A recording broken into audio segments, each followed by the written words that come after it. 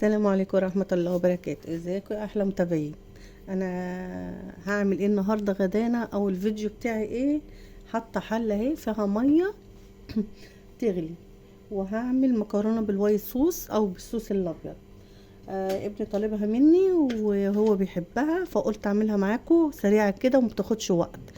يلا بينا نشوف هنعمل ايه. هحط الميه للمكرونه تغلي وتعالوا نشوف هنعمل ايه تاني. معايا ايه تاني؟ معايا حله فيها سمنه او زيت اللي يعجبك، وهنحط 4 معالق دي عليهم 4 معالق سمنه او زيت اللي انت عايزاه. خلاص كده بس، وهنقلبهم في السمنه. طريقه سهله جدا.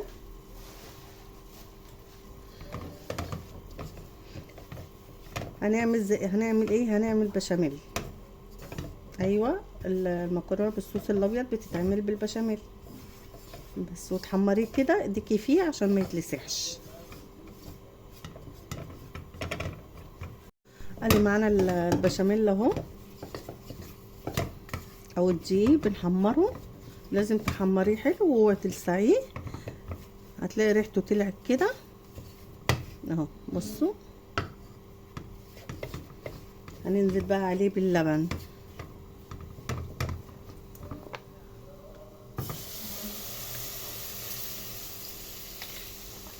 حبه حبه كده لحد ما تفكيه. البنات اللي ما عشان ما يكلكعش منها لاول مره تعمل بشاميل. خلاص، اديك على طول في البشاميل كده عشان ما يكلكعش منك ويتفك. طب لو كلكع يا مرمر هتعمل ايه؟ لو كلكع سيبيه يبرد شويه منك، وبعد كده حطيه في الخلاط واضربيه، هيرجع زي كريمي وزي الفل، مفيهاش اي مشكله. معلش مش عارفه ايه اللي وقع. بس كده. يلا اللي وصل لحد كده يكتب لي ويقول لي ايه البشاميل اللي اتكلكع مني. اضربه في الخلاط واعملوا لي لايكات. يلا اهو يا جماعه، البشاميل لازم يبقى خفيف، اللي هو بتاع المكرونه، مش زي المكرونه بشاميل نعمله تقيل. اهو هنحط ملح ونظبطه بقى، وشويه فلفل اسود شويه صغيره عشان ما يسمرش مننا. وعندك مرقه دجاج حطي، لو عندك مرقه دجاج حطي الاول وما تحطيش ملح. وحطي فلفل اسود بقى وظبطي شويه صغيره برضه عشان ما يغمقش. انا مش بحط له توابل كتير، لو عايزه تحط له مرقه الدجاج حطي. شويه فلفل اسود. لو عندك بقى قشطه، معلقتين قشطه من وش اللبن حطي. لو عندك اللهم صل على النبي، انا هحط له جبنه موتزاريلا، يعني هدلع شويه كده. ادي الميه غليت اهي. لازم نسيب المكرونه يا بنات الميه بتاعتها تغلي. هنحط معلقه ملح. طب هتحطي زيت يا مرمر ولا حاجه؟ لا لا لا لا لا، المكرونه ما احطلهاش زيت. الزيت بيعمل ماده عازله لاي حاجه، للتقليه لاي حاجه. بس كده، وهسيبها بقى تستوي وارجع لكم تاني.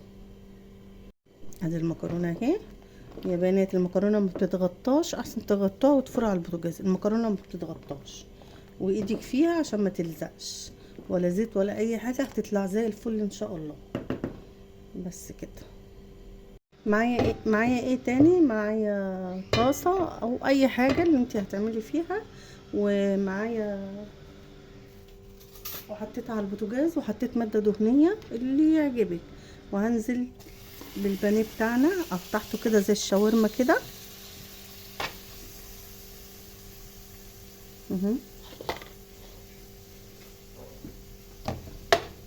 قطعته حتت صغيره بالمقص كده عشان ايه لما تتحط في المكرونه تبقى ايه سهله.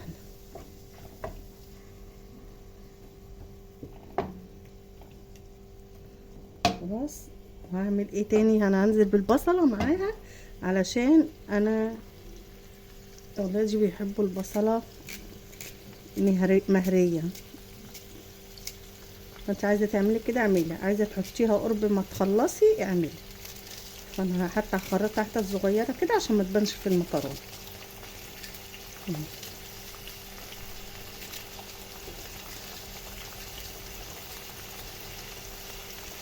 يلا علشان خاطر عيون عيالك اعملي لهم اللي هم عايزينه.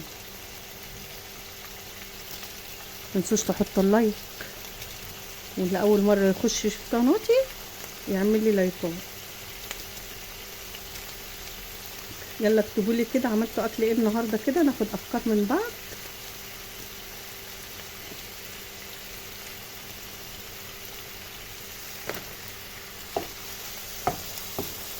اهي بس مش هحط بصل تاني، كفايه كده يدي ريحه بس وطعم حلو للمكرونه. ومعايا قرن فلفل كده اخرطه بالمره يدي شكل كده وطعم برضو للمكرونه. برضو عندك جزرايه وبشوريها.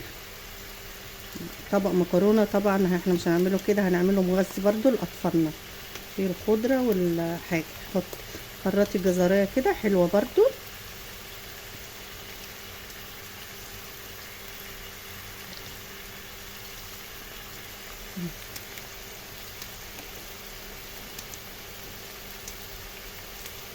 عايزه تقصيها بالمقص قصي، دلوقتي المقص بتاع المطبخ يسهل كل حاجه يا بنات.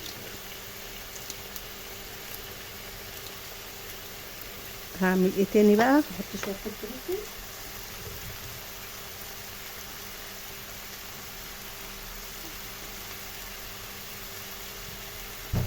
واحط الملح وطعم الاكل.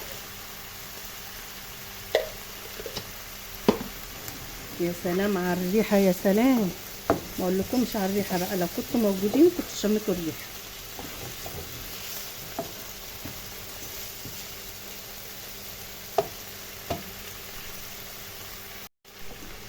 ما اقولكمش يا بنات على الريحه، بجد الريحه جميله جدا.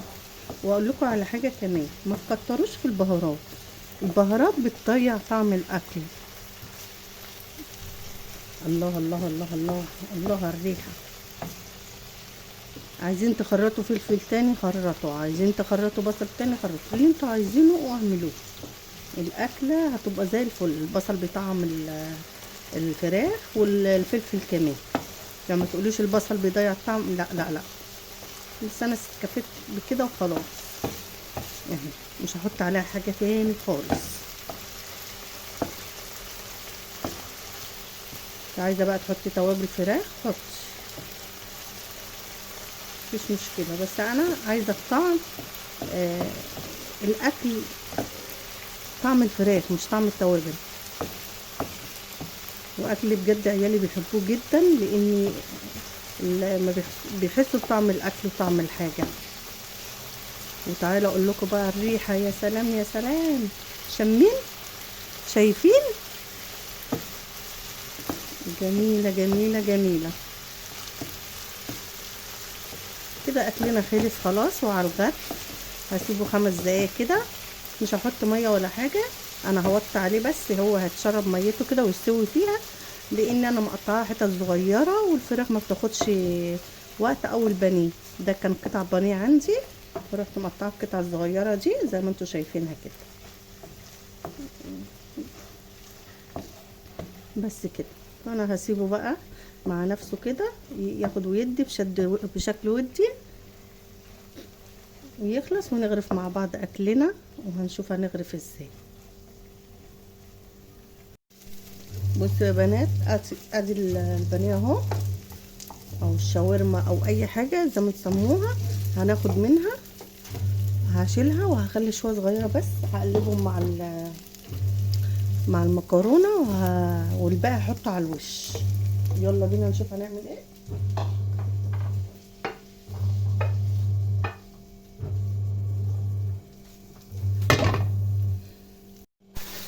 حطيت بقى ايه، حبه فراخ على او حبه شاورما، ودي حطيت البشاميل، وهنزل بقى بالجبنه، اي جبنه عندك. بص هي عامله تلج، اي جبنه عندك انزلي بيها.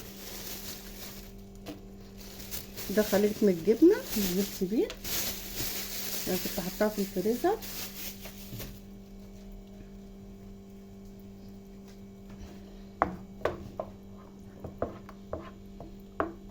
واقلبيه كله كده مع بعضه، هي هتسيح مع السخونيه. عايزه اقول لكم ان المكرونه دي لازم تتاكل وهي سخنه، ما تتعملهاش وتستني، ما تسيبهاش خالص، تتاكل على طول كده وهي سخنه كده على طول. اول ما تنزل على البوتاجاز على طول تغرفي وتحطي. بس اهي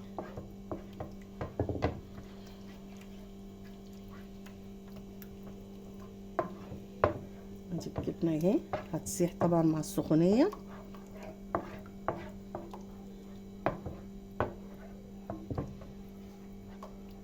هنحط بقى المكرونه بتاعتنا. بصوا يا بنات اهي حطيت. عايزين تحطوها في طاجن وتدخلوها الفرن مفيش مشكله، عايزين تاكلوها كده مفيش مشكله. بس هروح بقى هغرفها على طول.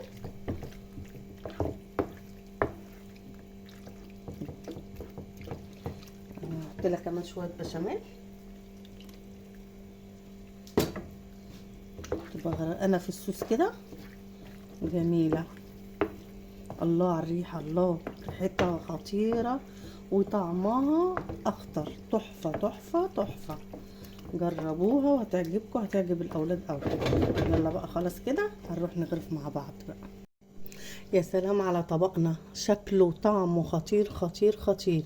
بصوا الجمال، بصوا الحلاوه، بصوا جميل جدا ومخدش مننا وقت. اتمنى ان انتوا تجربوه وهيعجبكم ان شاء الله. وطريقه سهله جدا ومتاخدش وقت وتغيير في المكرونات. واقول لكم ايه، يا رب الفيديو بتاعي يعجبكم، واللي اول مره يدخل قناتي يعمل لي اشتراك ويعمل لي لايكات عشان يجيله كل جديد من مطبخ مروه.